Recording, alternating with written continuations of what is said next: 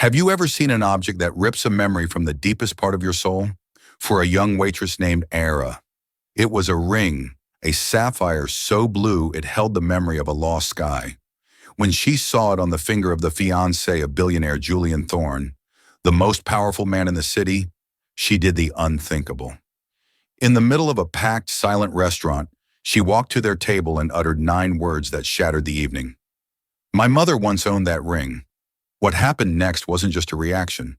It was an explosion that unraveled a decades-old secret, leaving everyone, especially the billionaire himself, utterly speechless. The clinking of silverware against fine china was the heartbeat of Aurelia. It was a rhythm Caldwell knew intimately, a sound that both soothed and mocked her.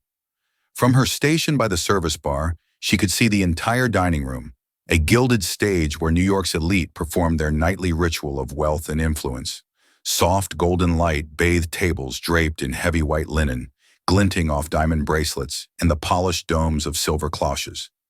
Every night moved through this world like a ghost, an invisible cog in a machine of opulence she was born into, but no longer belonged to. Just a decade ago, she wasn't serving champagne. She was sipping it at her family's estate in Greenwich. The Caldwells had been a name whispered with the same reverence as Rockefeller or Carnegie, their fortune built on shipping and old-world integrity. Her father, Robert Caldwell, was a man who believed a handshake was more binding than any contract. Her mother, Serafina, was a woman of quiet elegance whose most prized possession was a sapphire ring. A custom piece from a Parisian jeweler centered with a flawless 20-carat cornflower blue sapphire known as the Star of Serafina. It wasn't just a jewel. It was a piece of their family's soul, a testament to generations of love and success. Then the world had shattered. A hostile takeover, a series of betrayals disguised as business, and the Caldwell empire crumbled. Her father's handshake philosophy was no match for the predatory sharks of modern finance. They lost everything: the estate, the art collection, the prestige. Her father, broken by the treachery, suffered a debilitating stroke, leaving him a shadow of his former self, confined to a small medical facility upstate that Arara's meager salary barely covered. Her mother, Serafina, had passed away from a broken heart 2 years later. Her final days spent in a cramped apartment that smelled of someone else's cooking. The Star of Serafina was one of the last things to go sold in a desperate private transaction to cover the initial onslaught of medical bills. Ara was only 16, but the image of her mother's trembling hands as she slipped the ring off for the last time was seared into her memory. Now at 26, Ilara was an art history student by day, a waitress by night. The irony was bitter. She studied the masterpieces of the world in her textbooks, then served overpriced entree to people who owned them. She was a curator of empty plates and refilled glasses, her own history tucked away like a forbidden exhibit. Tonight was different. Tonight, Table 7 was occupied by the architect of the modern world himself, Julian Thorne. At 34, Thorne was a titan of technology and finance, a man whose decisions could sway global markets. His company, OmniOrp, had its hands in everything from satellite technology to biotech. He was famously ruthless, impossibly handsome, and perpetually trailed by an aura of untouchable power. With him was his fiancée, Beatrice Vanderbilt. She was exactly the kind of woman one would expect to see with Julian Thorne, flawlessly beautiful with the bored, dismissive air of someone who had never known a moment of want. Her pedigree was as impeccable as her couture dress. She was a Vanderbilt, a name that still carried the weight of Gilded Age royalty. Era's manager, a perpetually stressed man named Mr. the Dubois, had been clear. Table 7 is to be flawless, Caldwell. Mr. Thorne is particular. Do not speak unless spoken to. Do not make eye contact for too long. Just be efficient and invisible. Air had knotted her face, a mask of professional neutrality. She'd served arrogant billionaires before. They were all the same. They looked through you, not at you. She approached the table with a bottle of Chateau Margaux, her movements fluid and practiced. Mr. Thorne, Miss Vanderbilt, she murmured, her voice a low, respectful hum. Julian Thorne didn't even look up from his phone, merely grunting in acknowledgement. But Beatrice extended her hand for her wine glass, And as the light from the overhead chandelier caught her fingers, Era's world stopped. There it was. It wasn't a similar ring. It wasn't a replica. It was the ring, the star of Serafina. The unique star-shaped halo of diamonds surrounding the impossibly deep blue sapphire was unmistakable. The intricate platinum filigree on the band, designed to look like interwoven vines, was exactly as she remembered. A wave of nausea and vertigo washed over her. The sound of the restaurant faded into a dull roar. In her mind, she was 16 again, watching her mother's face collapse in grief as the ring was placed into a velvet box and taken away forever. Her hand trembled and a single drop of crimson wine splashed onto the pristine white tablecloth. "Watch it." Beatrice snapped, her voice like cracking ice. She snatched her hand back as if Aurora were contagious. Julian Thorne finally looked up, his gray eyes cold as a winter storm fixing on Era. They weren't angry, not yet. They were merely annoyed the way one might be at a buzzing fly.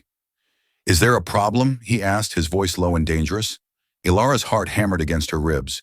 Mr. Dubois' warning screamed in her head. Be invisible. Don't speak. Her job. Her father's care. It all depended on her silence. But seeing that ring on the hand of a woman who wore it like a BBL, a mere trophy, while her own father languished in a sterile room, broke something inside her. The pride she inherited from her parents, the pride she had buried under years of hardship, surged to the surface. She swallowed hard, her gaze locked on the ring. The blood rushed in her ears, but she found her voice shaky yet clear, cutting through the hushed ambiance of Aurelia. "I'm sorry," she began, her eyes lifting to meet Julian's steely gaze. "It's just that ring." She took a deep breath. The point of no return. "My mother once owned that ring." The 9 words hung in the air, delicate and devastating as a spider's silk. For a moment there was only the ambient noise of the restaurant, a distant laugh, the soft scrape of a fork. Then a bubble of silence expanded from table 7, pushing all other sounds away. The diners at adjacent tables, sensing the sudden shift in atmospheric pressure, began to steal glances. Beatrix Vanderbilt was the first to react. She let out a short, incredulous laugh that was more of a scoff. "Excuse me, what did you just say?" She held up her hand, flaunting the magnificent sapphire. "This ring? You think your mother owned this ring?" She looked Ara up and down, her eyes lingering on the simple black uniform, a silent, brutal dismissal of Ara's entire existence. "Darling, this is the Thorne family heirloom. It has been in Julian's family for generations. I highly doubt it ever graced the hand of a waitress's mother." The word waitress was laced with venom designed to shrink Ara to put her back in her invisible box. But Aurora didn't flinch. Her gaze remained fixed on Julian Thorne, who had yet to speak. His face was a mask of cold fury. His jaw was tight, a muscle twitching near his temple. He wasn't looking at her with annoyance anymore. He was looking at her with an intensity that was far more terrifying. "It's called the Star of Serafina," Aurora said, her voice gaining strength. "The sapphire is from the Kashmir region, noted for its velvety cornflower blue. The setting is early 20th century Parisian custom-made. On the inside of the band, there's a tiny, almost invisible inscription. It reads, Amor Fati, love of one's fate. Her father's favorite philosophy inscribed as a gift to her mother." Beatrix's perfectly sculpted smile faltered. She instinctively tried to look at the inside of the ring on her finger. Julian's hand shot out, grabbing her wrist with startling force. His grip was not gentle. "That's enough," he said, his voice a low growl. His eyes, however, were still locked on Ara. They were searching, probing not for truth, but for the angle, the scam. "What is this? Some kind of shakedown? Did you research me? My fiancé? What do you want?" "Money." The accusation was a physical blow. Tears pricked Lara's eyes, but she refused to let them fall. "I don't want anything," she said, her voice trembling with suppressed rage and hurt. I saw it. I couldn't not say something. That ring was my mother's whole world. It was the last piece of my family that was sold when we lost everything." The raw, unscripted pain in her voice was undeniable. It caused a ripple of discomfort at the nearby tables. People were now openly staring. Mr. Dubois was gliding towards them, his face pale with panic. Is everything all right, Mr. Thorne? He asked, his voice a strained whisper. Julian ignored him. He slowly released Beatrix's wrist and leaned forward, his elbows on the table. The predator was now focused entirely on his prey. Your family, Julian said, his voice deceptively soft. And what family would that be? The Caldwells, Alara replied, lifting her chin. My father is Robert Caldwell. At the mention of that name, something flickered in Julian Thorne's eyes. It wasn't recognition, but something deeper, a shadow passing behind his cold facade. It was there for only a second, then gone. Beatrice, however, scoffed again. Caldwell of Caldwell Shipping. I remember them. They went bankrupt years ago. A spectacular failure. She waved a dismissive hand. So, you're a fallen princess. How tragic. It doesn't mean you can lay claim to my engagement ring. This story is pathetic. Beatrice, be quiet. Julian commanded, his tone sharp enough to make her recoil.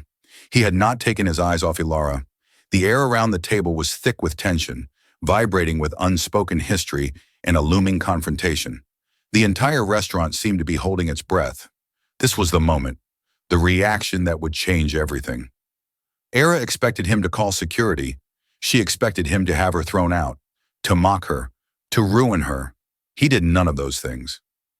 Julian Thorne slowly, deliberately began to remove a black credit card, the infamous Centurion card made of anodized titanium, from his wallet. He placed it on the table. Then he looked at Lara, and his face was utterly devoid of emotion, a chilling, terrifying blankness. His voice, when he finally spoke, was not loud. It was quiet, almost a whisper. Yet it carried across the silent dining room with the force of a thunderclap. You have 60 seconds, he began, his eyes boring into hers. You will go to your manager. You will tell him you quit. You will collect your things and you will walk out of that door. If you are still in this building in 61 seconds, I will not only ensure you never work in this city again, I will personally call my legal team and launch a lawsuit against you for harassment and attempted fraud. So monumental, you will be burying your family in debt, not paying for their care. He didn't blink. He didn't raise his voice. He didn't gesture wildly. He just delivered the sentence with the detached precision of a surgeon announcing a terminal diagnosis. The sheer calculated cruelty of it was breathtaking. It wasn't an angry outburst. It was a cold, systematic annihilation of her life. Mr. Dubois looked like he was about to faint. Beatrice smirked, a look of triumphant vindication on her face. The other patrons stared, mouths agape, speechless. He had left everyone speechless. Ara felt the floor drop out from under her. The air was stolen from her lungs. This was a power she couldn't comprehend. The power to erase someone with a few whispered words. The fight went out of her, replaced by a cold, numbing dread. She gave a single jerky nod, turned on her heel, and walked away from the table, her legs unsteady beneath her. She didn't look back. She couldn't. Behind her, she could feel the weight of every eye in the room, but most of all, she could feel the chilling, victorious gaze of Julian Thorne. She had told him the truth, a truth that was etched into her very soul. And his reaction was not to question it, but to extinguish it. And as she pushed through the kitchen doors, the sound of her own heart breaking was louder than the silence she left behind. The walk to the employee locker room was a blur of shame and disbelief. The cacophony of the kitchen, the clatter of pans, the hiss of the grill, the shouts of the chefs was a world away from the frozen silence of the dining room. Ara's hands were shaking so violently she could barely unbutton her uniform. She stripped it off, throwing it into the bottom of her locker as if it were contaminated. Mr. Dubois found her there, leaning against the cold metal, her street clothes feeling foreign on her skin. He looked pained, his usual bluster gone. Ilara, I'm so sorry, he stammered. You know I have no choice. He's one of our most important patrons. The owner would have my head.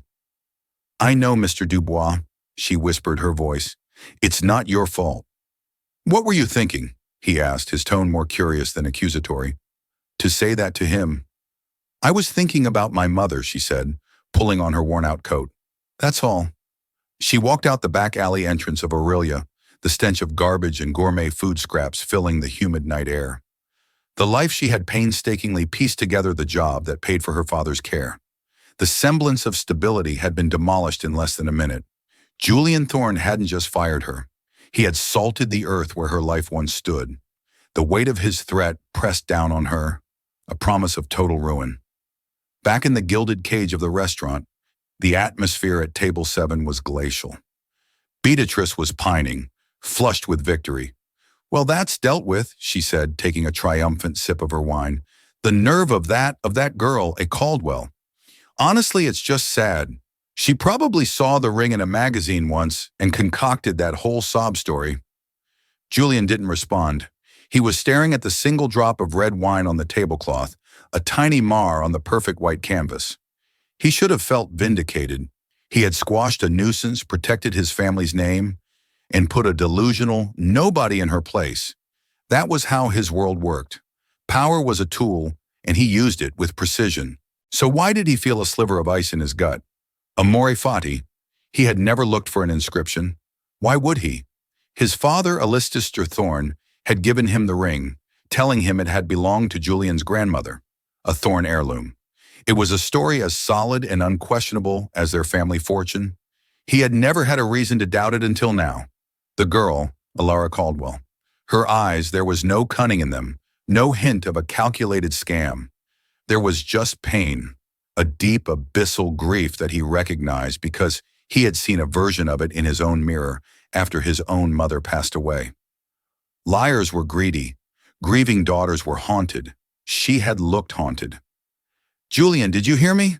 Beatrix's voice cut through his thoughts. "I was saying we should order the truffle risotto." "I've lost my appetite," he said curtly, pushing his chair back. He stood up, towering over the table. "I'm leaving." "Leaving? But we haven't even had our entree." Beatrice protested, her face a mask of confusion and frustration. "You stay. Enjoy your meal," he commanded, tossing his black card onto the table. "Get a car home." He walked out of the restaurant without a backward glance, leaving his fiancée sitting alone amidst the wreckage of their perfect evening. The drive back to his sterile, glass-walled penthouse overlooking Central Park was on autopilot. His mind was a maelstrom. The Caldwells. Robert Caldwell. The name was familiar, but not in a social context. It was a business file, a ghost from his father's past. Alistair Thorne had built his empire on the ruins of others. He called it strategic acquisition. The world called it corporate raiding. Julian had learned the game at his father's knee, and he played it better than anyone. He'd never questioned the methods, only the results. He stormed into his penthouse and went straight to the liquor cabinet, pouring a generous measure of Macallan 25. He swirled the amber liquid, the city lights twinkling below, like a galaxy he had conquered, but he felt no triumph. He thought of the waitress, her defiant chin, the quiet dignity she clung to even as he was destroying her. On a sudden, inexplicable impulse, he slipped the engagement ring from his pocket, where he'd put it after taking it from Beatrix's hand at the restaurant. Under the bright focused light of his desk lamp, he examined the inside of the band with a magnifying glass from his desk drawer. His blood ran cold. They're so small it was almost invisible to the naked eye, were two etched words. Two words that had no business being there. Two words that proved the waitress wasn't lying. Amor fati. A wave of something dark and unsettling washed over him. The foundation of the story he'd been told his entire life had just cracked. This ring was not a Thorne heirloom. It had belonged to someone else. It had belonged to Serafina Caldwell. His father had lied to him. The lie wasn't the problem. Julian lived in a world of lies. They were the currency of power. The problem was why. Why this specific lie? Why pass off this particular ring with its secret history as a family treasure? He downed the scotch in one go, the burn in his throat doing nothing to quell the cold fire in his gut. His first instinct was to destroy the source of the problem. Ruin the girl so completely she would never be heard from again. Bury the truth. That was the Thorne way. But another unfamiliar instinct was fighting its way to the surface. A nagging, persistent curiosity, a sliver of doubt that had now widened into a chasm. He had built his empire on data, on facts, on knowing every variable. And right now, the biggest variable was a fired waitress named Ara Caldwell. He walked over to his laptop, his movements sharp and decisive. He didn't call his legal team to sue her. He called his head of security, a former Mossad agent named Mikhail. Mikhail, he said, his voice low and intense. I need you to find someone. Her name is Alara Caldwell. I want to know everything. Where she lives, where she goes to school, her family history, her financial situation, everything. And I want to know about her father, Robert Caldwell. Specifically, I want every detail you can find about the collapse of Caldwell Shipping a decade ago. I want to know who was involved. I want to know who picked the bones clean. He paused, staring out at the city that was supposed to be his. And get me everything you can on a ring known as the Star of Serafina. I want its complete provenance. No stone unturned. He hung up the phone. He was no longer trying to bury the truth. He was going to excavate it. And he had a sinking feeling that whatever he was about to unearth was going to be far uglier than a simple lie. For 3 days existed in a fog of despair. The city that had once felt full of possibility now seemed like a concrete prison. Every time her phone buzzed, she flinched, expecting a summons from Julian Thorne's lawyers. She spent her hours poring over job listings for waitressing gigs, knowing her name was likely already blacklisted. The money in her bank account was dwindling, a ticking clock, counting down to the moment she wouldn't be able to pay for her father's care facility. She visited him on the 3rd day. The facility was clean, but bleak, smelling of antiseptic and quiet resignation. Robert Caldwell sat in a wheelchair by the window, staring out at a small, manicured lawn. The stroke had stolen most of his ability to speak, leaving him trapped inside a body that had betrayed him. But his eyes, they were still sharp. They could still convey the love, the pride, and the profound sadness that defined his existence. Ara held his hand, its skin thin and papery, and told him about her classes, about a funny dog she saw in the park, about anything other than the truth. She didn't tell him she'd lost her job. She didn't tell him she had seen the ring. She couldn't bear to put that pain back into his eyes. "I love you, Dad," she whispered, kissing his forehead before she left. He squeezed her hand, a flicker of the powerful man he once was, and the gesture both warmed and broke her heart. Meanwhile, Julian Thorne was descending into a rabbit hole of his own family's making. Minky was ruthlessly efficient. The first report landed on his desk within 24 hours. It was a dossier on Ara Caldwell, her stellar academic record at Columbia University, her mother's death certificate, the crushing list of debts, and the address of the care facility for Robert Caldwell. Every detail painted a portrait of a young woman fighting an impossible battle with quiet, desperate tenacity. There was no hint of a scam artist. The second report arrived a day later. It was the provenance of the ring. It had been commissioned in 1925 by the Dubois family in Paris, passed through several hands, and was finally purchased by Robert Caldwell in the late 1990s as a wedding anniversary gift for his wife, Serafina. It was officially publicly a Caldwell piece. The trail went cold 10 years ago. Mikhail's report stated it was sold in a private, unrecorded sale. There was no mention of the Thorne family, not until it appeared on Beatrice Vanderbilt's finger. The final report was the one Julian dreaded most. It was a deep dive into the collapse of Caldwell Shipping, and the name at the center of it, the architect of the entire hostile takeover, the predator who had dismantled a century-old company for parts, was a name Julian knew better than his own. Alistair Thorne, his father. The documents laid it all out in cold, hard print. Alistair, through a series of shell corporations and back-channel dealings, had initiated the attack. He'd manipulated stock prices, bribed a key board member, and exploited a temporary vulnerability in the company's finances. It wasn't just business. It was a massacre. Robert Caldwell's handshake mentality had made him an easy target for a man who saw honor as a weakness to be exploited. The final damning piece of information was a copy of a private sales agreement unearthed from a retired art dealer's records dated 2 weeks after the Caldwell bankruptcy was finalized. It was for the sale of one item, the Star of Serafina. The buyer was a shell corporation. The price was a pittance, a fraction of its market value. The kind of price a desperate man trying to pay for his family's survival would accept.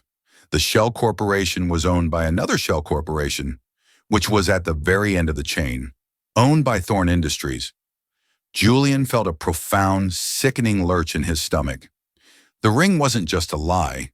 It was a trophy, a spoil of war. His father hadn't just defeated Robert Caldwell. He had taken the most precious symbol of his family and then years later had the audacity to pass it off to his own son as a symbol of their family's legacy. It was a gesture of supreme, monstrous arrogance. That evening, Julian drove to his father's sprawling estate in Westchester, the reports burning a hole in his briefcase. Alistair Thorne was in his study, a cavernous room of dark wood and leather, a portrait of himself hanging over the marble fireplace. He was a man who radiated power even in his old age, his eyes still holding the predatory gleam that had made him a legend. "Julian," Alistair said, a pleased smile on his face. "An unexpected visit to what do I owe the pleasure?" Julian didn't waste time with pleasantries. He walked to the mahogany desk and dropped the folder on it. The sound echoed in the silent room. The Caldwell ring. Julian said, his voice flat and cold. "I want you to tell me about it." Alistair's smile didn't falter, but a shudder came down over his eyes. "The family heirloom. What about it? Did Beatrice not like it? We can find another. Stop lying." Julian snapped the words erupting from him with a force that surprised them both. "I know where it came from. I know you bought it off Robert Caldwell after you destroyed him. I know it's not a Thorne heirloom. I want to know why. Why would you give it to me and tell me it was Grandma's?" Alistair leaned back in his chair, the picture of calm. He steepled his fingers. "It was a lesson, Julian. A story. All heirlooms begin somewhere. We are the start of a new dynasty, one more powerful than the Caldwells ever were. I took their symbol and made it ours. It's a symbol of your birthright. It represents the victory of our way of doing things over their antiquated, sentimental nonsense." Julian stared at his father, truly seeing him for the first time. He wasn't just a ruthless businessman. He was a man who reveled in the humiliation of his rivals, a man who saw cruelty as a virtue. "You destroyed a man's life," Julian said, his voice barely a whisper. "You took his legacy, his company, his wife's ring, and you call it a lesson." "I call it winning," Alistair retorted, his voice hardening. "A lesson you seem to have forgotten. I heard about the incident at Aurelia, the waitress. You should have crushed her. You should have sued her into oblivion the moment she opened her mouth. Instead, you're here questioning me, looking like a sentimental fool yourself." "She told the truth," Julian roared, slamming his fist on the desk. "She wasn't lying." "Truth." Alistair laughed, a dry, humorless sound. "Truth is a luxury for people who can't afford lawyers. We make our own truth, Julian.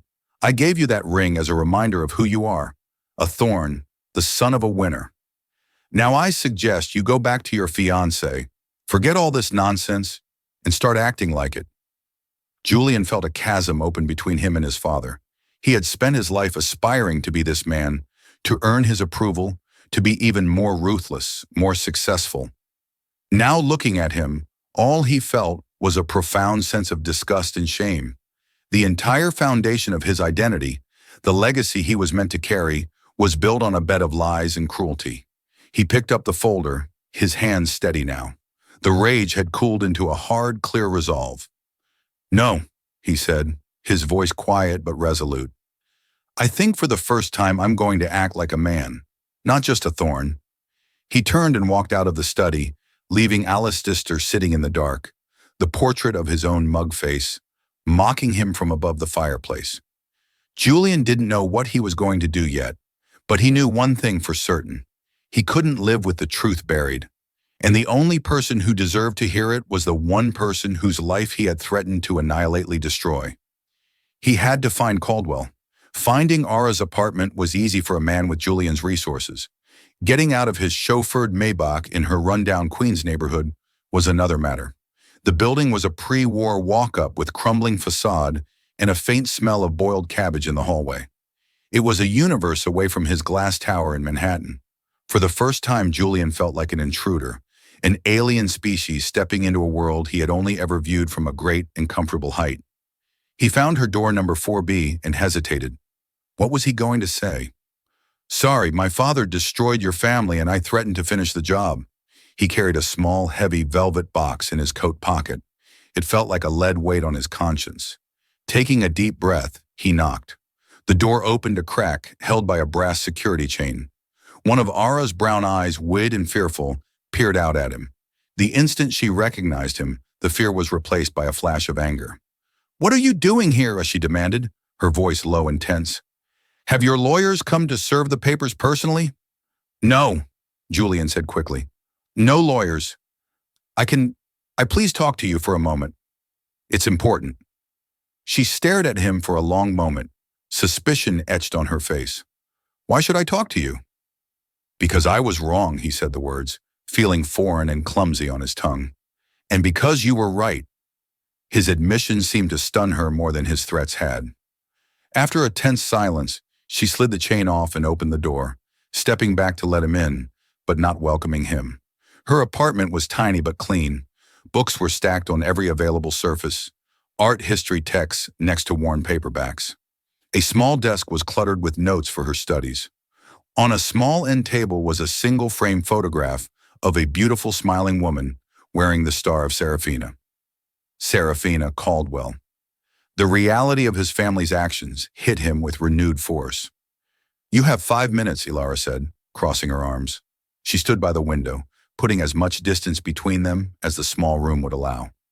Julian didn't know where to begin, so he started with the truth. "I investigated your claim," he said, his voice formal. "I looked into the ring's provenance, and I looked into the history of Caldwell shipping." He paused, meeting her weary gaze. "You were telling the truth about everything. The inscription is there.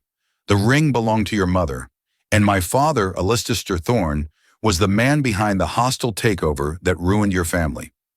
Era didn't look surprised. She just looked tired, a bitter sadness settling in her eyes. "So you know," she said quietly. "You know, and you came here. Why to gloat? To tell me you finished the job your father started?" "No," Julian said, taking a step closer. "I came here to apologize." He reached into his pocket and pulled out the velvet box. He didn't open it. He simply held it out to her. "And to return this, it belongs to you. It always has." Era stared at the box in his outstretched hand, as if it were a venomous snake. She didn't move to take it. "You think you can just show up here with that ring and apologize?" she asked, her voice trembling with a decade of repressed grief and anger. "You think that makes it right? Do you have any idea what my family went through? My father, he sits in a chair all day, unable to speak because of what your father did. My mother died of a broken heart in a place just like this. And you? You stood in that restaurant and threatened to take the last little bit I had left, an apology and a ring. Don't fix that." Every word was a deserved blow, and Julian took them without flinching. "I know they don't," he said, his voice roar with a sincerity he rarely felt. "Nothing can fix it, but it's a start. I didn't know, Ilara. I swear to you, I didn't know the history. My father told me it was my grandmother's. I was arrogant and cruel, and I am more sorry than I can possibly say for what I did to you that night." He placed the box on the small coffee table between them. "I'm not asking for your forgiveness. I haven't earned it. I just want you to have what is rightfully yours." Era finally looked at him, truly looked at him, and for the first time she didn't see a billionaire titan. She saw a man grappling with a terrible truth. His usual mask of cold authority stripped away, revealing something more complex and pained underneath. The tension in the room was broken by the shrill ring of Julian's phone. He glanced at the caller ID. It was Beatrice. He ignored it. It rang again immediately. "You should probably get that," Ara said, her tone flat. "Your fiancé must be worried."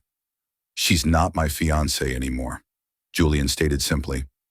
Era's eyebrows shot up. "What?" "I ended it this afternoon," he explained.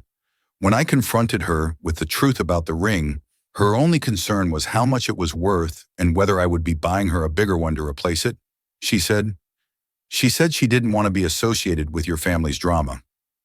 He let out a humoral laugh. "It turns out our entire relationship was as hollow as my father's story about the ring. That piece of information changed the dynamic in the room. He hadn't just come to apologize. He had started to dismantle the life built on that lie. He had stood up to his fiancée, and Asara now knew to his powerful father. It was a seismic shift. Era slowly walked over to the coffee table and looked down at the velvet box. She didn't open it. "What will your father do?" she asked. "I don't care," Julian said. "This is bigger than him. It's bigger than Thorn Industries. This is about justice or something like it." He looked around her apartment at the books and the single photo of her mother. "What happened to your family was wrong, and I want to help you make it right." Ara looked from the box to his face. The offer was terrifying and tantalizing. For 10 years she had been powerless, a victim of forces far beyond her control.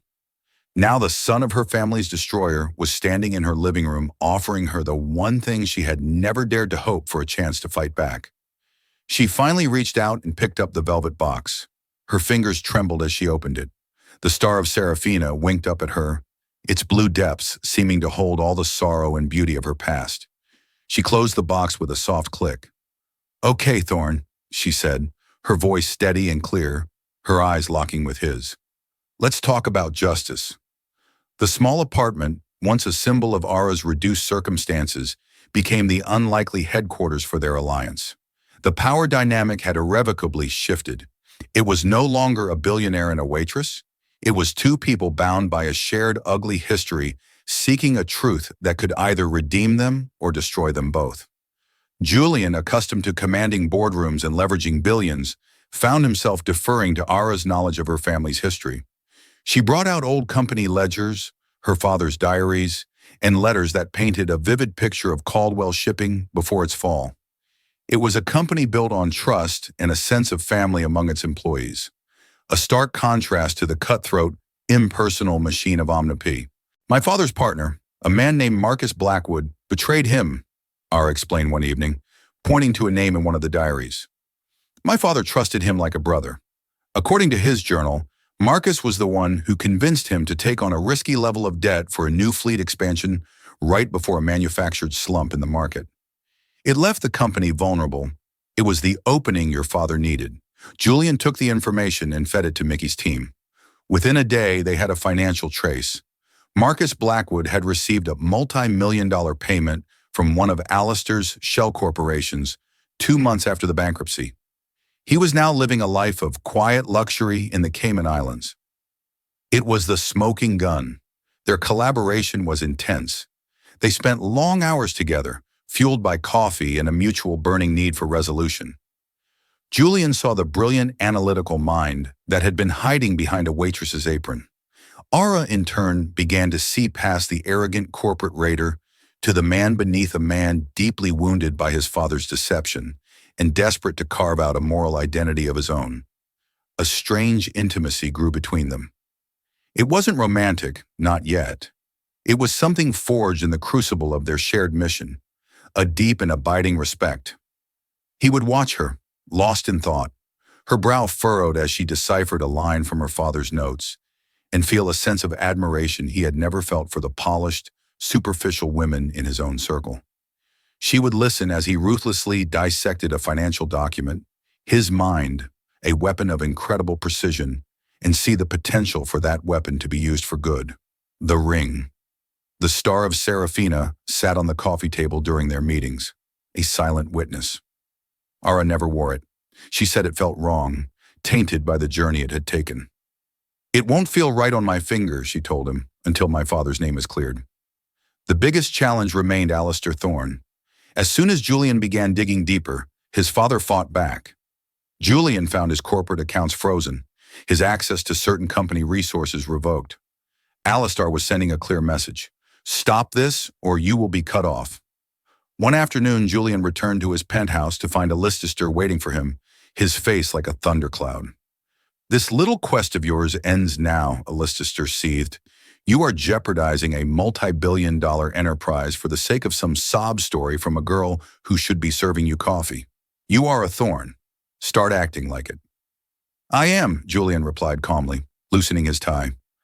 "I'm cleaning up a mess that a thorn made years ago. It's called taking responsibility.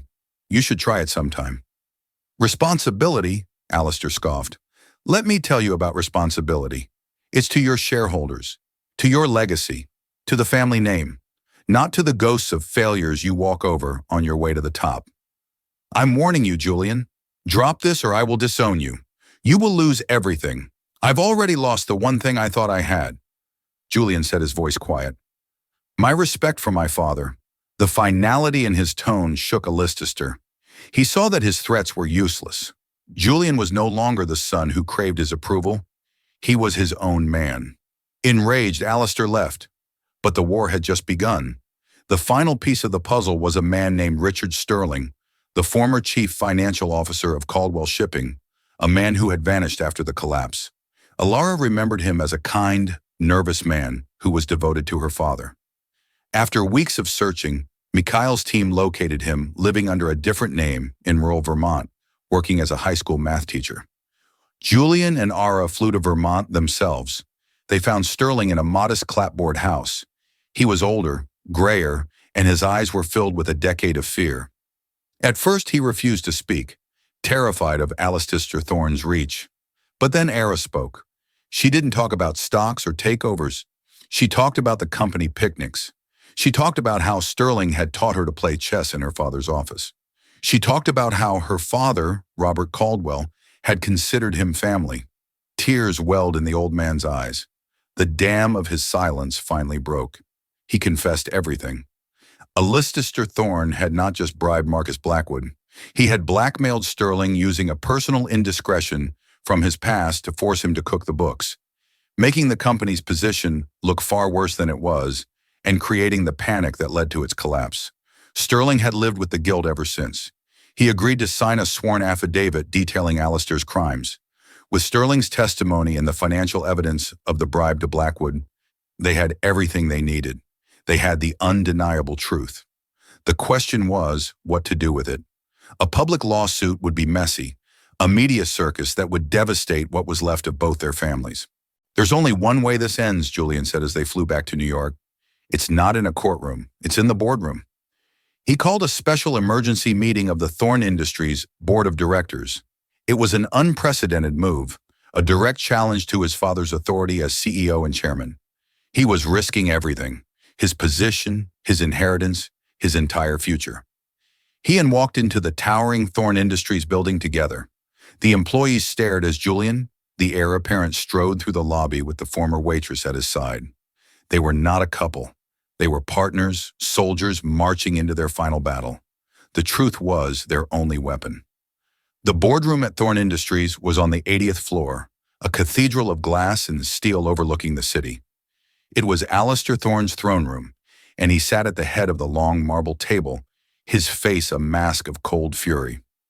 The 10 board members, powerful men and women who owed their fortunes to Alcester, looked on with a mixture of confusion and trepidation. Julian stood at the opposite end of the table, with Ara seated calmly to his right. She wasn't dressed as a waitress or a student. She wore a simple, elegant gray dress. Her posture erect, her gaze steady. She was no longer a victim. She was a Caldwell, reclaiming her family's honor. Thank you all for coming on such short notice, Julian began, his voice echoing in the silent room. I have called this meeting because a matter of grave importance concerning the ethical foundation of this company has come to my attention. It concerns an acquisition made over a decade ago, the company formerly known as Caldwell Shipping. Alcester slammed his hand on the table. This is a private family matter, Julian. It has no place here. This meeting is adjourned.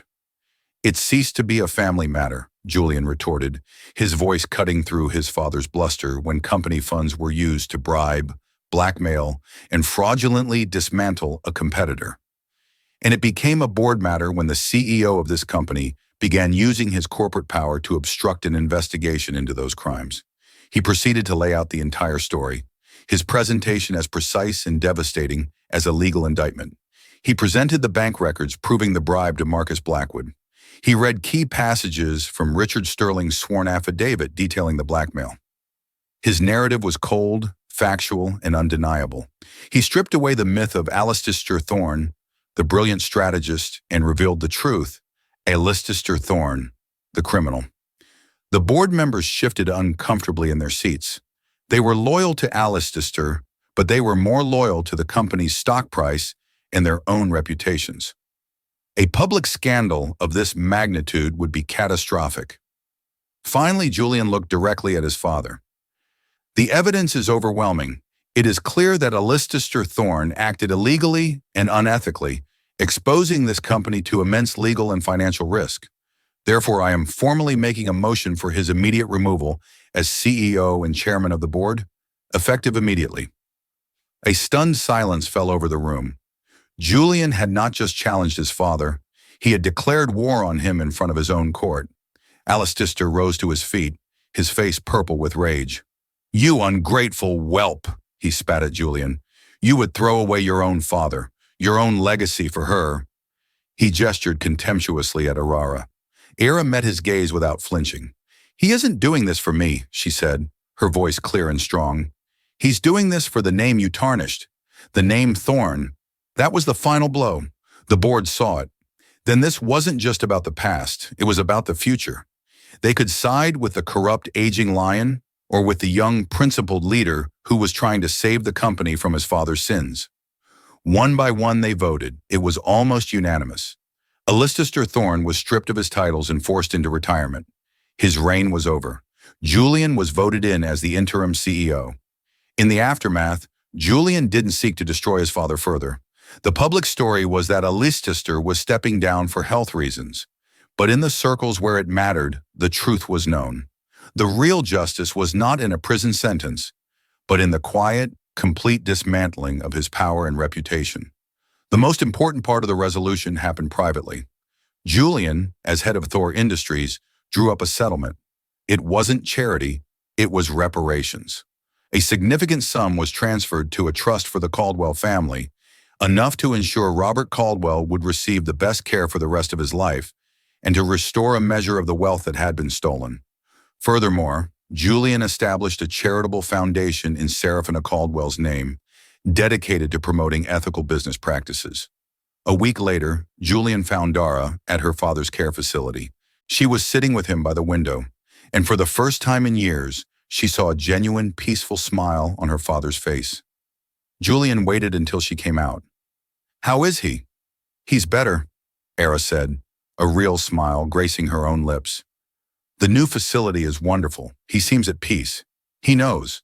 I think somehow he knows we won." They walked through the facility's garden, the late afternoon sun casting long shadows. "I have something for you," Julian said. He handed her a simple envelope. Inside was a job offer, not for a waitress, but for a position as the head curator of the new Thorne Industries art collection, with a special fund to acquire pieces from struggling young artists. It was a perfect blend of her passion and her past. "Julian, I don't know what to say," she stammered, overwhelmed. "Say you'll think about it," he said with a small smile. He then pulled out the familiar velvet box. "There's one last piece of business." He opened it, and the star of Seraphina seemed to glow with a new light. "It's clean now," he said softly. "Its legacy has been restored. It's time for it to go home." He didn't offer it to her. He simply held the box open. This time, Ilara reached out without hesitation. She lifted the ring from its velvet cushion. It felt different in her hand, not heavy with sorrow, but a light with possibility. She looked from the ring to Julian's face, seeing in his eyes not the shadow of his father, but the light of a good man who had fought his way out of the darkness. Instead of putting it on her own finger, she took his hand. With a gentle, deliberate motion, she slid the ring onto his pinky finger. "What are you doing?" he asked, surprised. "Alistair was right about one thing," she said, her fingers lingering on his. "All heirlooms have to begin somewhere. This ring is no longer just a symbol of my family's past. It's a symbol of our shared future, a reminder of the truth we fought for. Let's create a new legacy for it together." Julian looked down at the ring on his hand, then back up at her, a slow, genuine smile spreading across his face. In that moment, surrounded by the quiet peace of the garden, he knew his father's greatest lesson had been a lie. Victory wasn't about what you took from others. It was about what you were willing to build together from the ruins of the truth. What started with 9 simple words from a waitress became a journey of justice, redemption, and the extraordinary power of truth. Ilara and Julian proved that a legacy isn't just something you inherit. It's something you build choice by choice, truth by truth. Their story reminds us that even in a world that seems to be ruled by wealth and power, the courage to speak up and the integrity to listen can change everything. They didn't just reclaim a ring, they reclaimed their histories and forged a new future, proving that the most valuable thing in the world isn't a flawless sapphire, but a conscience that is clear. If this story of courage and unexpected alliances moved you, please show your support by hitting the like button. Share it with someone who needs a reminder that the truth always matters. And don't forget to subscribe to our channel for more real-life stories that will leave you breathless. Click the notification bell so you never miss a single moment.